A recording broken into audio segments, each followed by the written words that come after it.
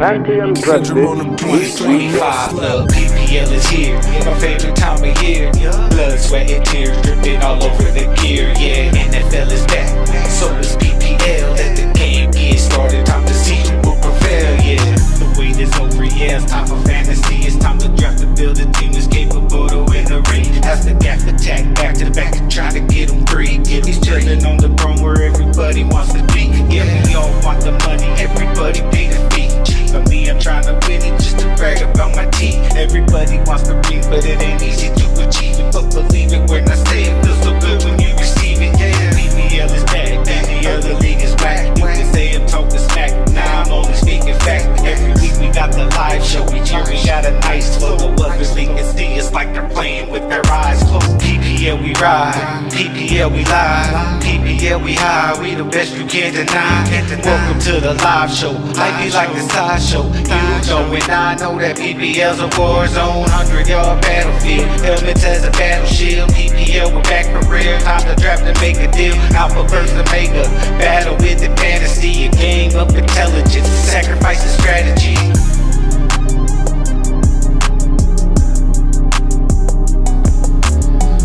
And the cards are wild.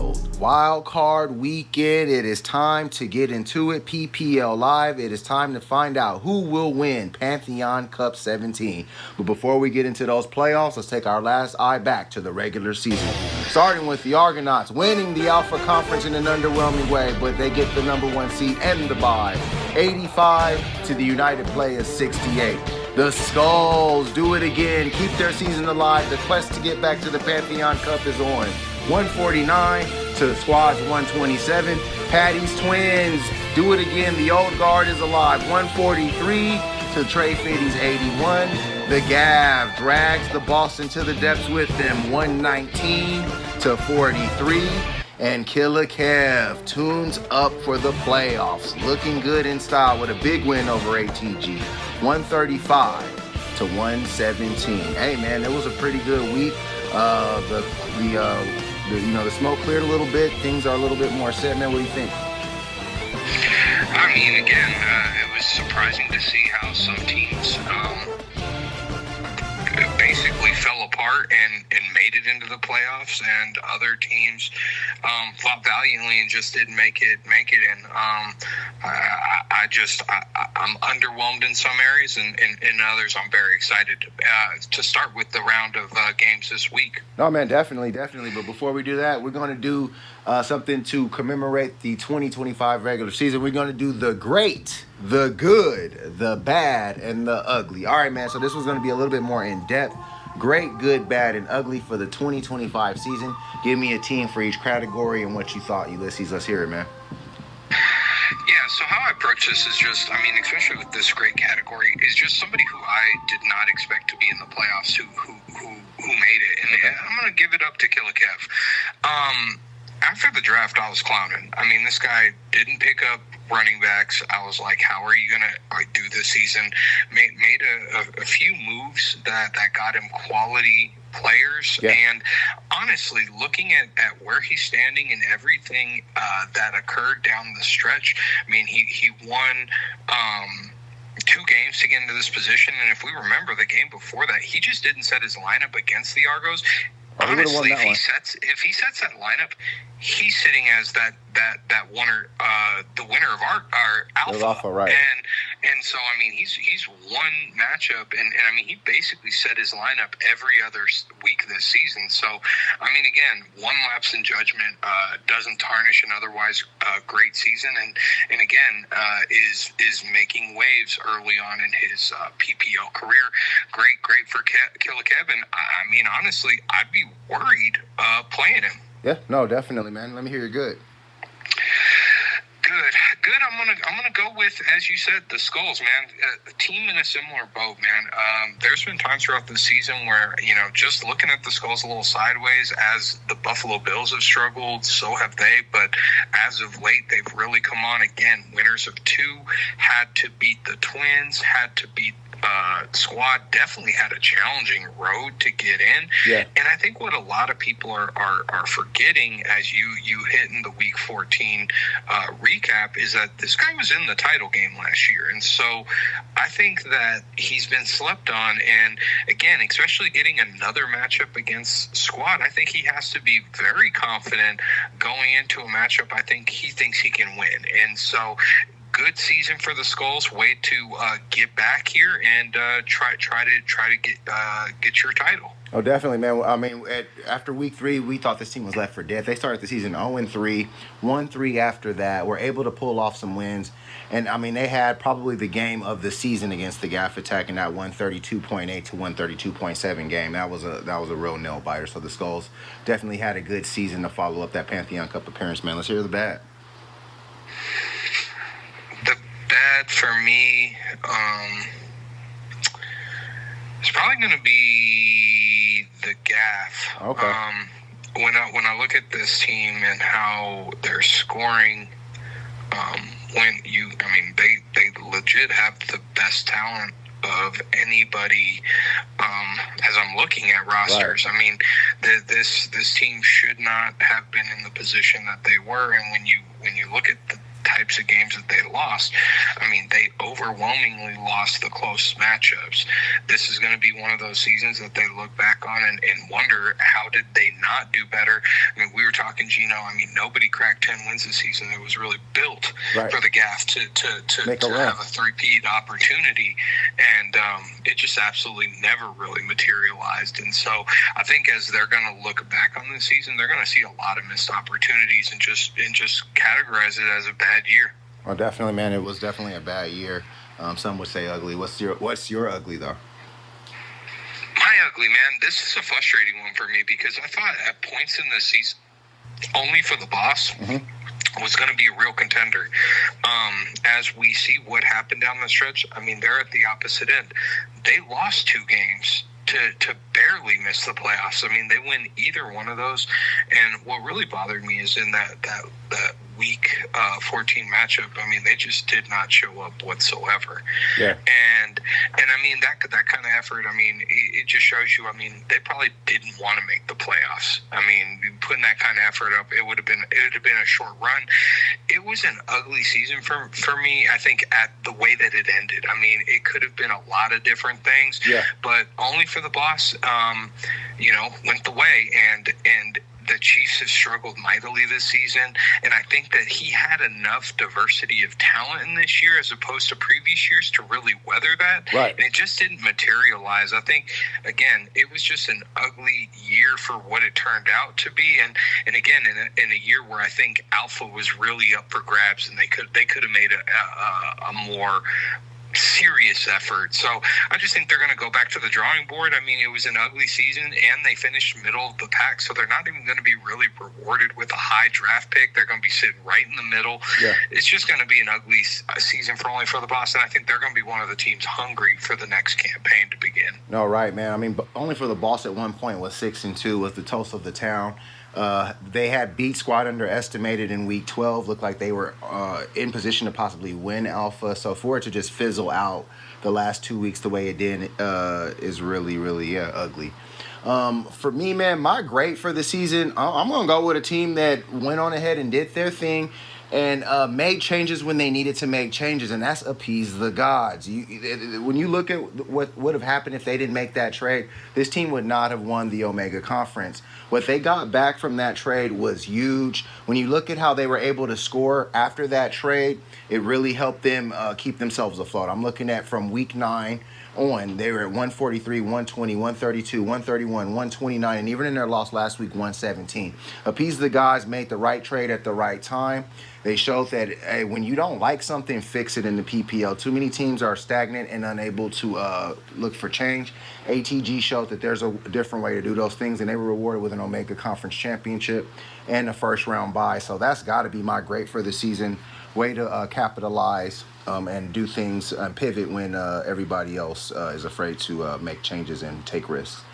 My good for the season now is going to be Squad Underestimated, man. I thought they did a really good job of holding it together throughout the season. Now, one would argue, well, they got caught for the Alpha Conference title. They looked like they were going to, cruise to the Alpha Conference title at one point. One thing that I will point out about Squad Underestimated is that even in their losses, they're still putting up over 120 points. So they're a team, they led the PPL in scoring. They're the Juggernaut Aristotle Award winners. You know how much I love that award. So anytime a team wins that, it's a good season. They could have done a little bit better capitalizing and getting wins. I'm looking at the 2 losses to KILLA Kev that were big heartbreakers that would probably have given them the Alpha Conference title. So that's my good, but not great. My bad for the season, man, is going to be the United Players, the Destroyers. This is a team that I just thought had so much talent, had so much potential. Opened the season up with a huge upset over the Argonauts, then slipped in the Omega Conference, but were able to get on their feet in interconference warfare, and at times were able to play spoiler. I mean, I'm looking at big wins over the Skulls. I'm looking at big wins over the Gaff. Late in the season that could have really helped them, but they slipped at the wrong times. Poor decision making, apathy at the wrong times. I'm watching George Pickens sit up as a top 2 receiver in the PPL, but he's sitting on the United Players bench for portions of the season. Just head scratching decisions. Rashee Rice, obviously, his suspension played a big part. And they didn't pivot off of Daniel Jones when his play started to slip. So the United Players allowed themselves to sit in a bad position, and they ended up where they were, and that's outside of the playoffs. Eliminated by the Argonauts once again. And my ugly is the 2-time defending Pantheon Cup champions, the Gap. I thought you were a little nice to them by just giving them a bad. I'm going to tell you why the season was so ugly.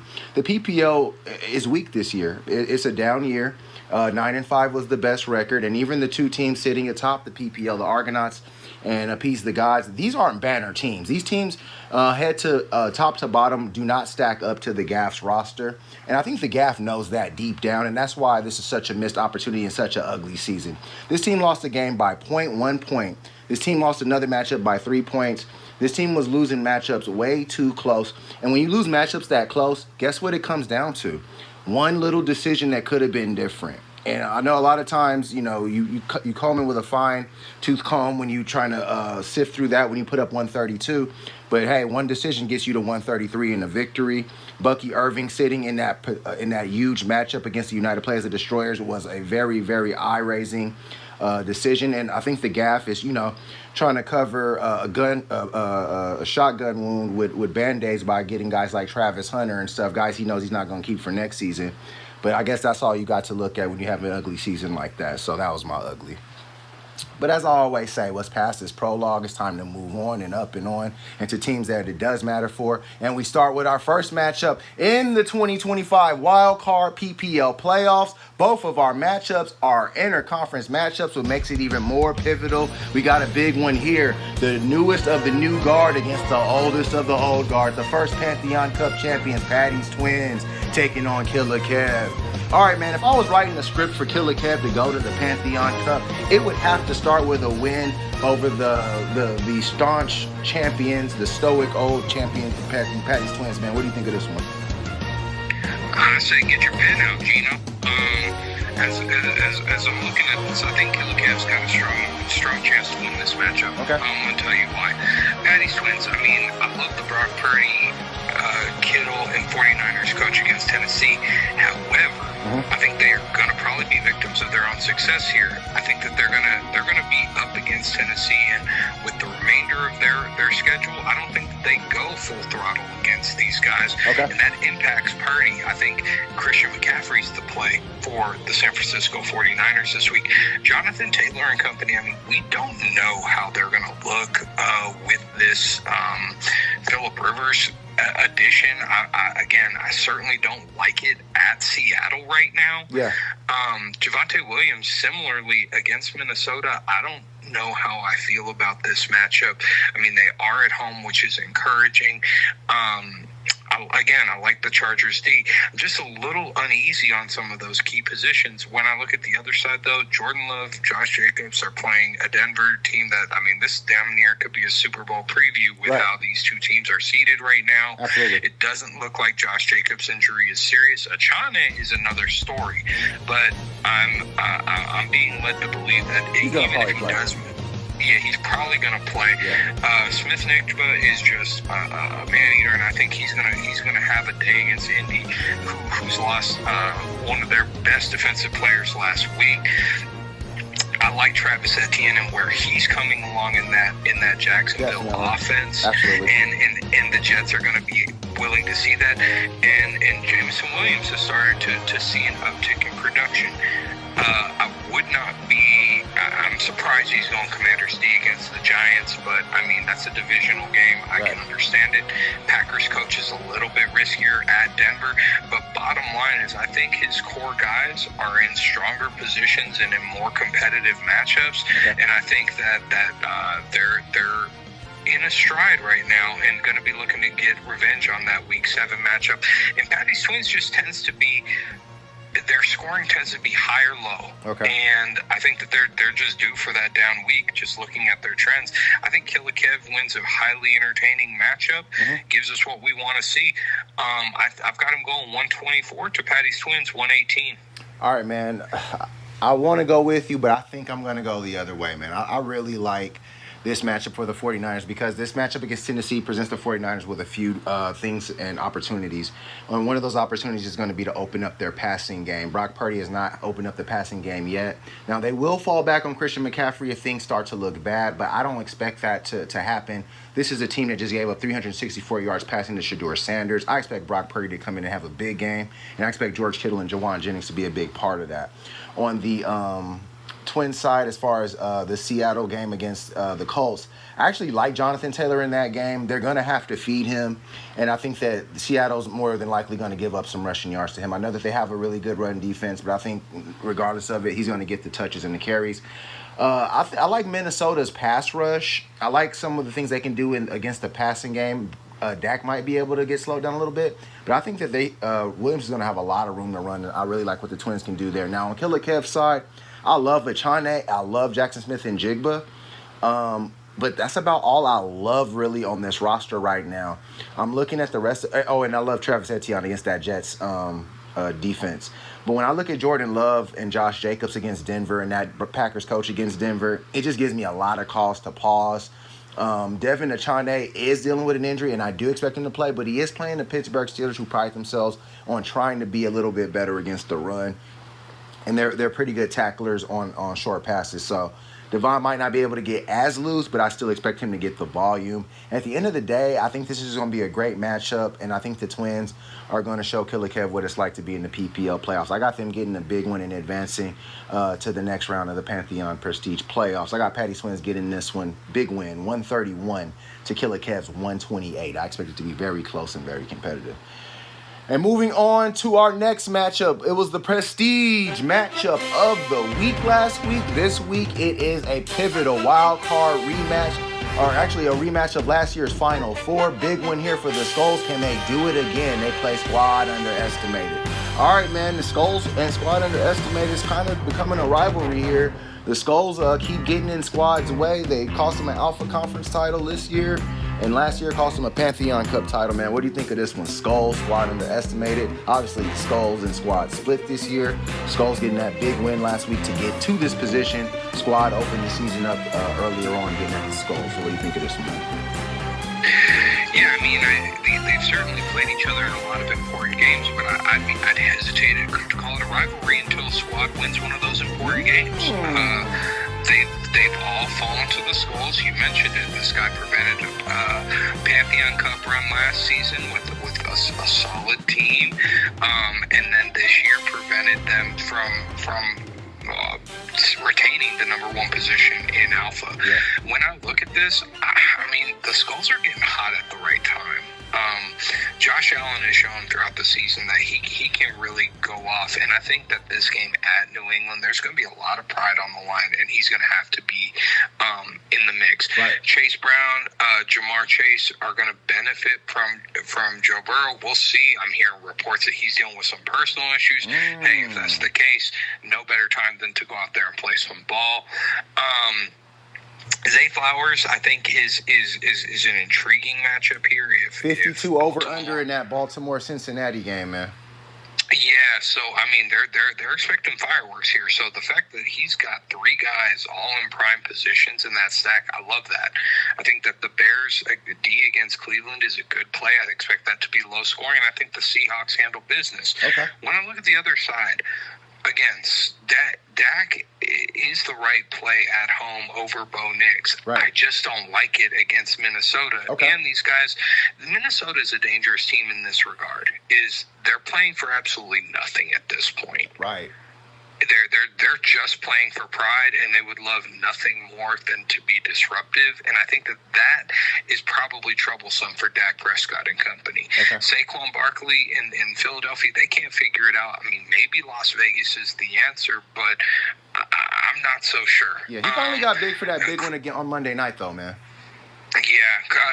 I mean, Christian McCaffrey should have a field day against Tennessee. Yeah. Puka Nacua and company against Detroit should be a very entertaining, high-scoring game. Troy Franklin's the #1 target in Denver, so he's got that covered. Brock Bowers. I mean, he's got players who can score everywhere. We'll see if Kamara comes back into the lineup, but even if he does, he's still banged up.